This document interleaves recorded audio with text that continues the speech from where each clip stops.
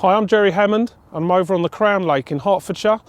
I arrived here yesterday. It was a lovely afternoon, and one of my choices was to fish with some maggot. I tried to draw the fish down on the lake bed.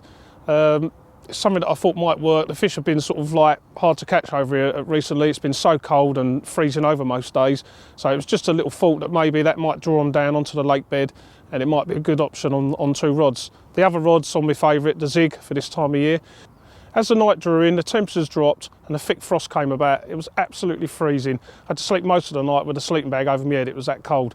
This morning, all the rods covered in ice, absolutely freezing. I've had the kettle going all morning just to try and warm up. Half the lake was frozen, but as we stand here now, the sun is coming up. It's early March and it looks to be probably the warmest day so far this year. So fingers crossed, them zigs are going out in another hour. I'm going to give the rods a little go on the bottom still, and then hopefully today will be a good day. I'm just going to reel this zig rod in for a reposition and try and get it out in the middle a bit more. Right, before I cast this out, I'll just run you through my zig float fishing setup. It's quite simple really. It's just like a fishing like the marker. You know, you just got your run ring to a lead, quite heavy lead because I think that aids in the hooking. Plus, you don't want it too light because it won't be able to keep the float down.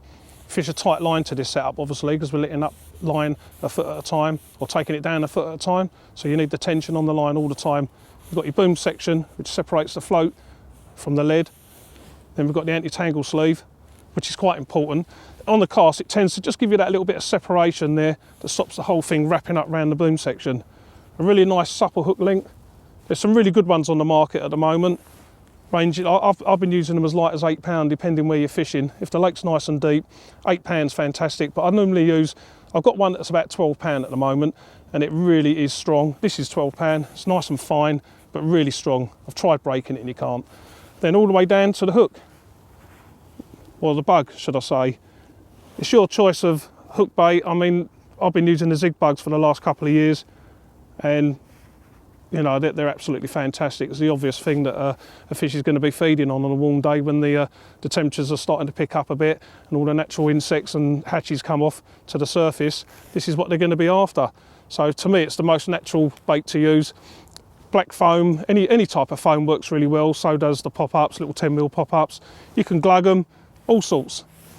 There's so much you can do. There's so much scope when you're fishing up in the layers. But for me personally, today, I'm going to have one of these little babies on. The sun's up lovely now, so I ain't going to waste too much time. I want to get this out there and try and find what depth they're at. Another good part of fishing with the float zig is we can find what depth they're at, and if they're a couple of feet under the surface, I'm in 10 foot of water, I quite often then switch back to just a standard zig like on a lead clip, and then I'll just fish a 7 foot hook length. I just find it a little bit more easier. There you go, that's it. Let's get it out there.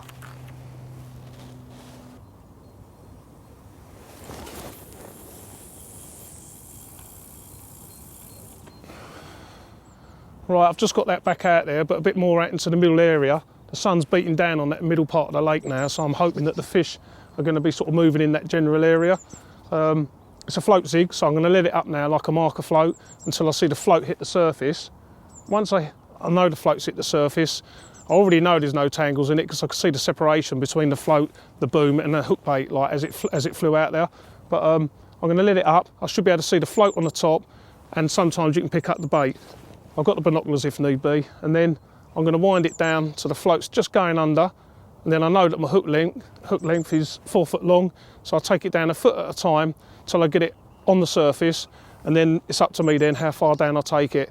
In this particular case, I'm probably going to take it down about half a foot under the surface to begin with and see where we go. Right, I've got the float in the position now where I want it on the surface, so what I'm going to do now is set it up to the depth that I want it. The way I do this is set the clutch easily enough so that I can pull a bit of line off, but I also have it how I'd want it for a take as well, because once it's in position you don't want to keep mucking around with your clutch because you're then going to be moving the zig up and down. So I wind down first of all. I can see my float out there, so I keep winding until the float more or less just bobs under the surface, which it has done now. I then put the rod on the rest, on the alarm, look out there, make sure that the float is still under, it'll only be just literally on the surface. And I now know I've got 4 foot of hook length laying on the water's top or on the water surface. So what we do now is I sort of roughly measure off a foot and I wind back a foot at a time. And I know that if I do 4 of these, my hook bait will be sitting more or less just on the surface or thereabouts. So last one. Right, my hook bait should now be sitting more or less just on the top of the water or maybe an inch under or thereabouts. So from there onwards I can take that down as deep as I want it, or I'll keep it up in the layers. What I fancy doing at the minute is just probably, because it's getting so warm now, I'm gonna take it half a foot under, and that'll be my starting point. Probably leave it there for quite a while today, because if them fish do get up, I think half a foot under the surface is going to be the area where I want it, or they're going to be in them top layers where it's warm. So, so we take it down, sort of half a foot. It's all sort of guesswork, but you can use your binoculars if you can see your hook baits, and you can get a bit more precise with it. But I've been doing it quite a while now, and I more or less sort of kind of know where it needs to be. Now I do put a bobbin on. What I tend to do with my bobbin, I clip it on, and I have it all the way back.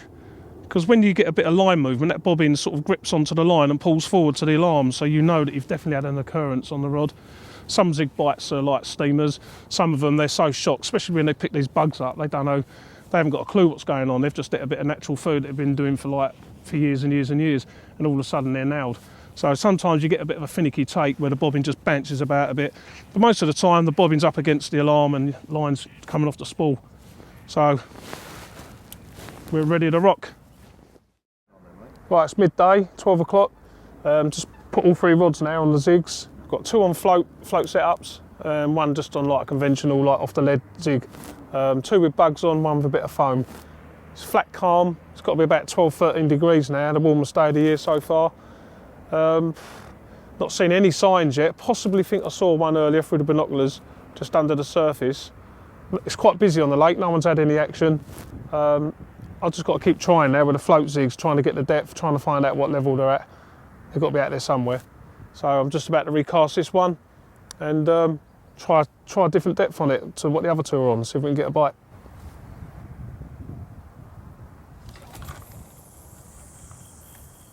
Right, it's early afternoon now. The conditions are spot on. As yet, we've not had a bite, but I've only just started to see fish. In the last couple of minutes, I've seen 2 or 3, like slightly just under the surface. It's took them all day to get up there, but they're finally here. And as I say, it's like 1 in the afternoon now. Jerry, the cameraman's got to head off, and I'm hoping that by the time he gets back to where he lives later on, I'll be ringing him with some good news that I've caught 1, if not 2. So fingers crossed. I'm just going to keep at it all day.